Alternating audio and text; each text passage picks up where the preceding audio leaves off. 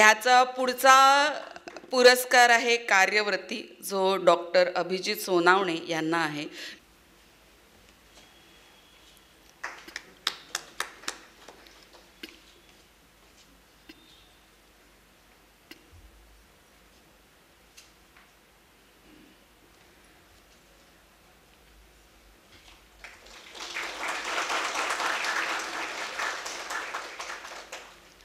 मी अभिजित सोनावणेंना विनंती करते त्यांनी त्यांचं मनोगत व्यक्त करावं.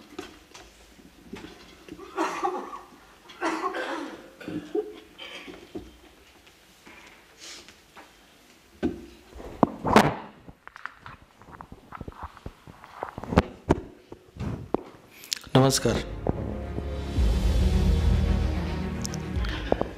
हे पोडियमच्या मागे गेले की असं वाटतं लपून काहीतरी करतोय.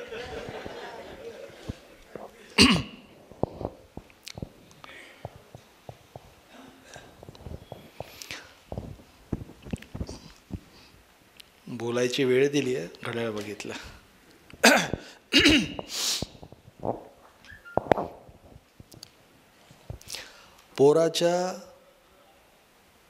पोराच्या जेवणाचा विचार करते ती आई असते.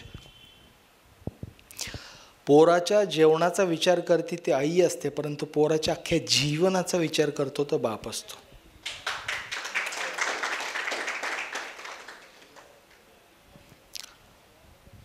आईच्या पदराला कधी खिसा नसतो, पण आई द्यायचं कधी थांबत नाही. आईच्या पदराला कधी खिसा नसतो, परंतु आई द्यायचं काही थांबत नाही. आणि बापाच्या शर्टाला पदर नसतो, पण ते पोराचं झाकायचं काही थांबत नाही.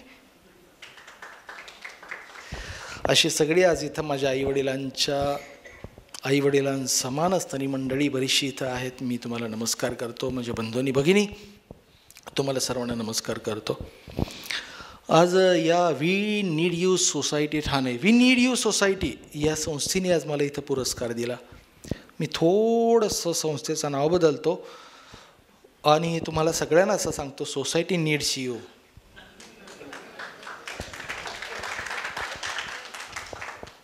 Society needs you.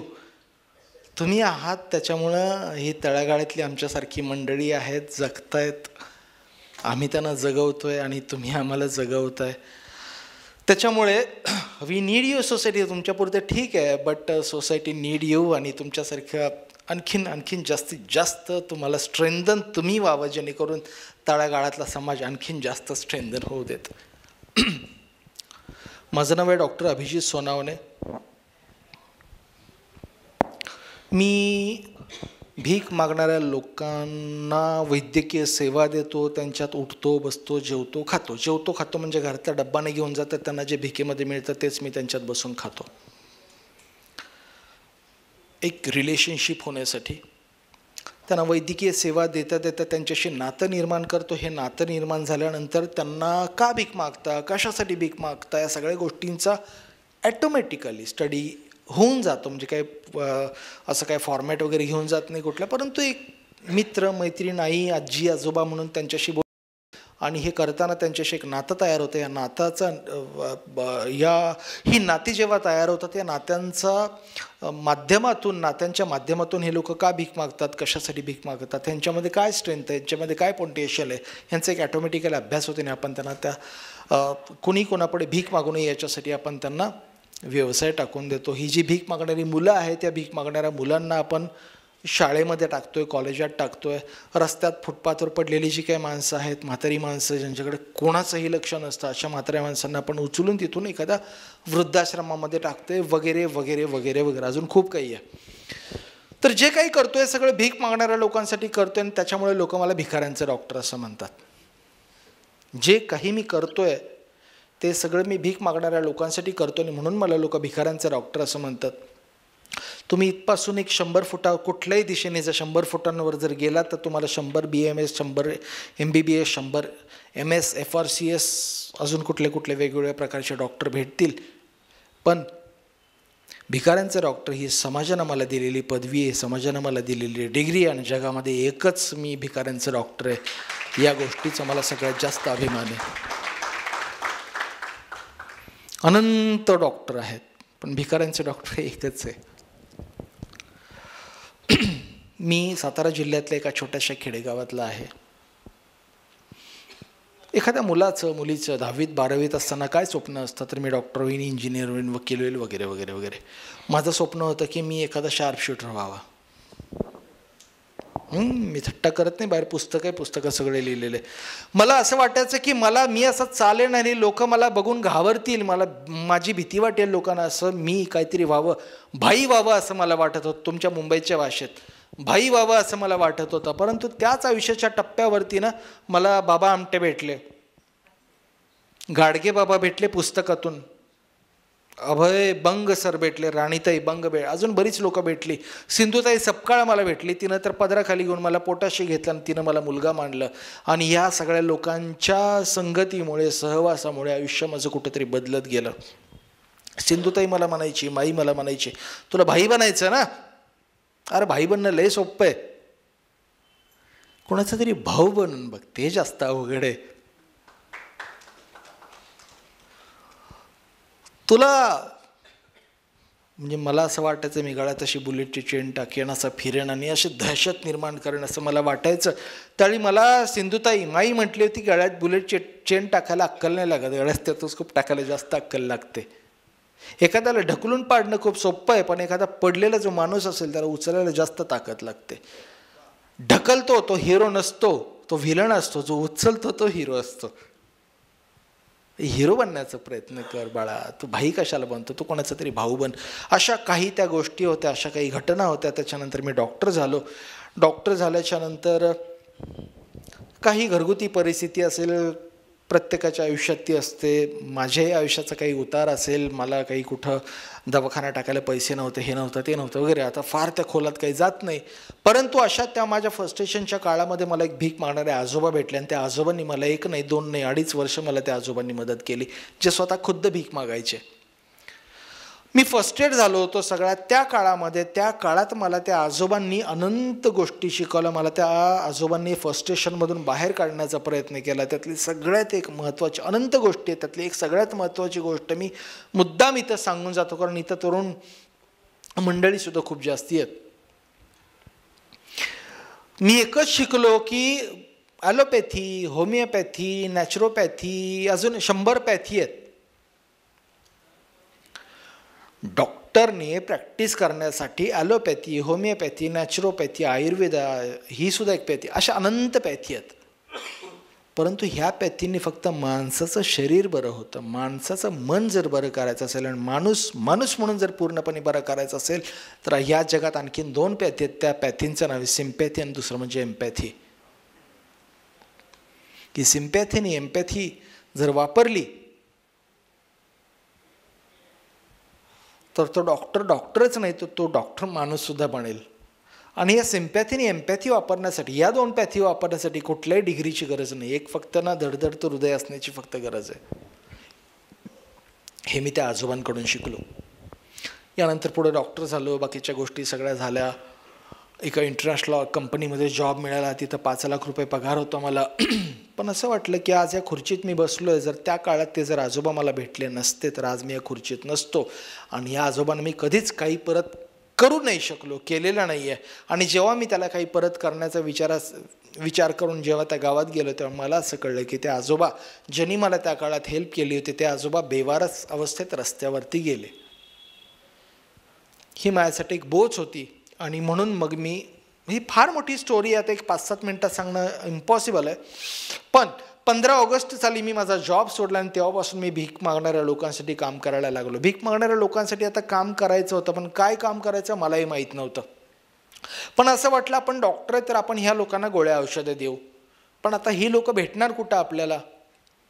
म्हणून मग मी जेव्हा फिरायला सुरुवात केली त्यावेळी मला समाजानं घातलेल्या रूढी आणि परंपरा ह्यांचा खूप अभ्यास माझा ॲटोमॅटिकली झाला. म्हणजे बघा, आपण जसे लोक एकमेकांना भेटीच्या वेळा देतो, तसं आपण ना देवाला सुद्धा वारामध्ये अडकवून ठेवलं.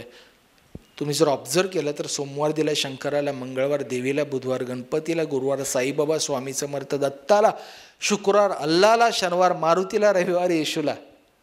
आपण इतके नालायक लोक आहोत ना, आपण देवाला सुद्धा वार वाटून दिले, देवाला पण आपण अपॉइंटमेंट दिलेत. ज्या दिवशी ज्या देवाचा वार असतो त्या दिवशी तिथं भक्तांची गर्दी जास्त असते, जिथं भक्तांची गर्दी जास्त असते तिथे बाहेर भिक्षेकरांची गर्दी जास्त असते. तुम्ही ऑब्झर्व करा, सोमवारी शंकराचं मंदिर, आतमध्ये भक्तांची तुडुंब गर्दी, बाहेर भिक्षेकरांची तुडुंब गर्दी. गुरुवारी साईबाबा स्वामी समर्थांचं मंदिर कधी बघा, आतमध्ये भिक्षेकरांची गर्दी, बाहेर आतमध्ये भक्तांची गर्दी, बाहेर भिक्षेकरांची गर्दी. शुक्रवारी कुठलाही दर्गा बघा, मस्जिद बघा, आतमध्ये भक्तांची गर्दी, बाहेर भिक्षेकरांची गर्दी. शनिवारी शनीचं मारुतीचं मंदिर बघा, आतमध्ये भक्तांची गर्दी, बाहेर भिक्षेकरांची गर्दी. माझ्यासाठी दोघंही सारखेच आहेत. त्याचं कारण असं की भक्त आतमध्ये काहीतरी मागत असतात, भिक्षेकरी मंदिराच्या बाहेर काहीतरी मागत असतात.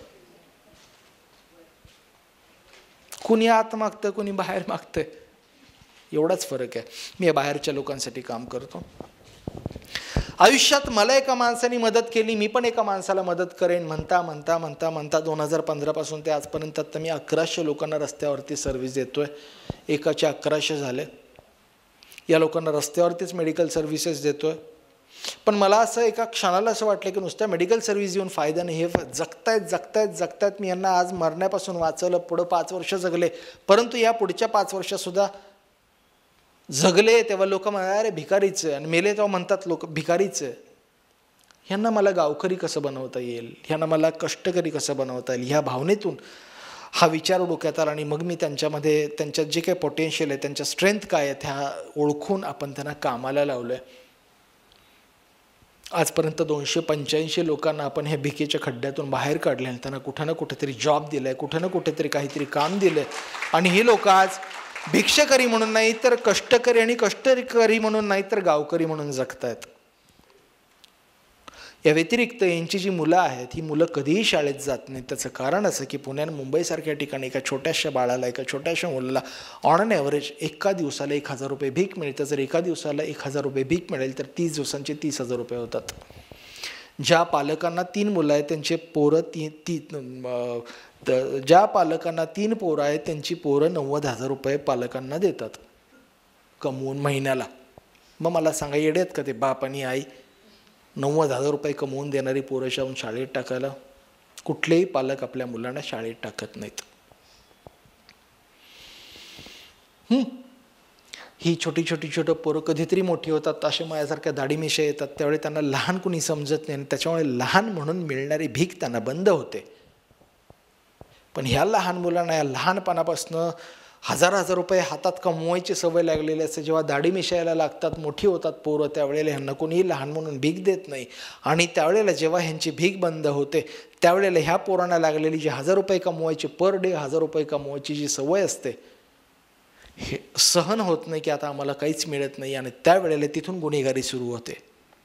जे आता तुम्ही वाचता, ही चेन ओढली, ती चेन ओढली, हे केलं ते केलं ते केलं, 10,000 रुपयात खुणाच्या सुपाऱ्या घेणारे लोक आहेत. हे कोण आहेत? तर ही लोक आहेत, ही मंडळी. तर गुन्हेगारी इथून सुरू होते. माझी तुम्हाला सगळ्यांना हात जोडून विनंती आहे की इथून पुढे आयुष्यात जर कुठला भीक मागणारा व्यक्ती दिसला तर त्याला भीक देणं बंद करा. त्याला भीक देणं बंद करा. त्या व्यक्तीला तुम्ही मदत करा काहीतरी. भीक आणि मदतमध्ये डिफरन्स आहे का? माझं वाक्य कदाचित लोकांना खटकेल की यार डॉक्टर तुम्ही म्हणताय भीक देऊ नका, मदत करा. हो, यस, भीक आणि मदतमध्ये फरक आहे. भीक म्हणजे काय? सिंपल गोष्ट सांगतो. भीक म्हणजे काय तर आपली कुठली गोष्ट, आपली कुठली ॲक्शन ज्याच्यामुळे समोरची व्यक्ती परत परावलंबी होणार असेल तर त्याला म्हणायचं भीक.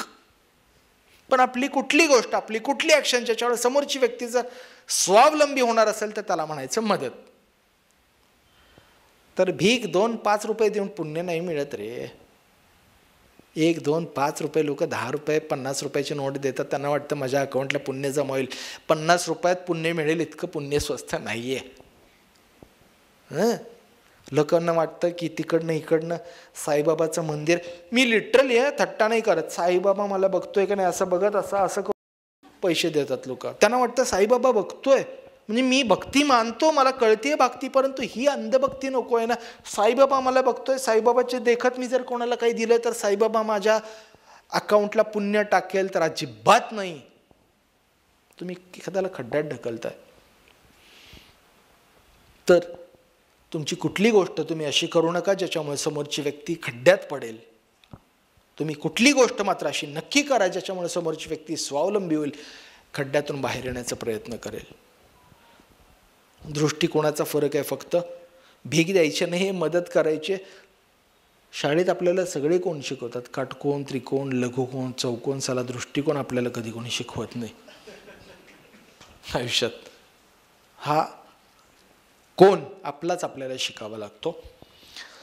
तर माझी विनंती आहे, माझी प्रार्थना आहे की भीक देऊ नका, मदत मात्र नक्की करा, त्याला उभं राहण्यासाठी मदत करा. या व्यतिरिक्त माझं काम असं आहे की रस्त्यात जी काही पडलेली फुटपाथवरती जी काही माणसं आहेत, या माणसांना दाढी वाढलेली असते, कटिंग केलेली नसते, 10-10 वर्ष आंघोळ केलेली नसते, पायात खिडे पडलेले असतात आणि असे अत्यंत वाईट अवस्थेत लोक पडलेले असतात. तुम्हाला काय मी सांगायला पाहिजे अशी हे नाही आहे, तुम्ही कितीतरी फुटपाथवर तुम्ही स्वतःही माणसं बघितलेली असतील. अशा माणसांना मी रस्त्यातच दाढी कटिंग करतो, आंघोळ घालतो त्यांना आणि त्यांना कुठल्या तरी ओल्ड एज होममध्ये ठेवतो, कुठल्या तरी वृद्धाश्रमामध्ये ठेवतो. आंघोळ घालायची म्हणजे आता काय मी बादलीने पाणी घेऊन फिरू शकत नाही, परंतु आसपासच्या दुकानातून आम्ही बिस्लरीचे कॅन मागवतो आणि त्या बिस्लरीच्या कॅनने, बिस्लरीच्या पाण्याने आम्ही त्यांना आंघोळ घालतो.